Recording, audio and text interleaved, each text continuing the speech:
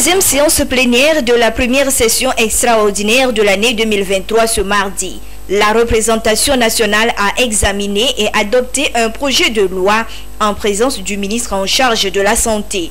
Il s'agit de la loi relative à l'interdiction de la mise au point, de la fabrication, du stockage et de l'emploi des armes chimiques et sur leur destruction. Ce texte juridique de 44 articles au total prévoit un régime d'interdiction des armes chimiques, de contrôle des produits chimiques et de pouvoir d'inspection des agents chimiques sur le territoire togolais. Il y figure aussi des dispositions sanctionnant les contrevenants. Après étude et amendement du présent projet de loi, c'est à l'unanimité des députés présents à l'hémicycle que la loi a été votée. Pour le commissaire du gouvernement, l'adoption de la loi sur les armes chimiques vient renforcer le dispositif juridique et sécuritaire du pays. En ces moments particulièrement sensibles sur le plan sécuritaire, pour la plupart de nos États, je tiens à saluer votre engagement aux côtés du gouvernement pour lutter ensemble contre les maux qui minent notre société. Ainsi, l'adoption du projet de loi portant interdiction de la mise au point, de la fabrication, du stockage et de l'emploi des armes chimiques et sur leur destruction permettra à notre pays non seulement de remplir ses obligations internationales, mais aussi et surtout de donner à l'autorité nationale pour l'interdiction des armes chimiques et autres structures assimilées les moyens nécessaires de réaliser pleinement les missions qui leur sont assignées conformément à la vision du chef de l'État. La présente loi confère également un pouvoir d'action à l'ANIAC Togo, organe public chargé de lutter contre la prolifération des produits chimiques sous toutes ses formes. Avec l'adoption de cette loi, les différents acteurs intervenant dans la gestion des produits chimiques,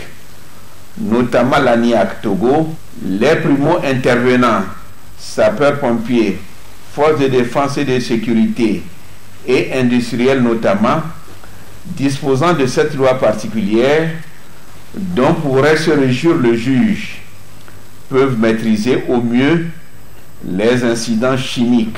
Au Togo, il en va donc de l'intérêt de nous tous. Cette loi aujourd'hui nous donne la possibilité non seulement de sensibiliser, mais aussi de sévir et de nous mettre en concordance avec l'OIAC. Sans cette loi, vous ne pouvez pas aller dans un magasin aujourd'hui et dire que bon, vous n'avez pas droit d'importer, vous n'avez pas droit de vous commercialiser, vous n'avez pas droit de mettre votre usine en place et tout ça. C'est cette loi maintenant qui nous permet de contrôler, de mener à bien nos activités. Auparavant, notre code pénal nous permettait de le faire, mais pas de manière suffisante, comme si la loi était adoptée. La présidente de l'Assemblée nationale, dans son mot de clôture, n'a pas manqué d'exprimer sa reconnaissance aux députés pour le travail abattu. Nous ne pouvons que vraiment remercier chacun d'entre nous pour notre présence massive. D'abord l'initiative de cette session extraordinaire et en plus le fait que nous ayons pu adopter ce projet de loi qui est essentiel pour la protection de nos populations et des citoyens que nous sommes. Je pense que nous ne pouvons que remercier chacun d'entre nous, remercier le gouvernement aussi qui a participé à la richesse de nos débats. Cette deuxième séance plénière a mis fin à la première session extraordinaire de l'année 2023. Une initiative parlementaire conformément à l'article 55 alinéa 8 de la Constitution. Elle a été consacrée à la communication relative à la gestion du fonds Covid-19 et à l'adoption de la loi sur les armes chimiques. L'ouverture de la première session ordinaire de l'année 2023 s'annonce pour le 7 mars prochain.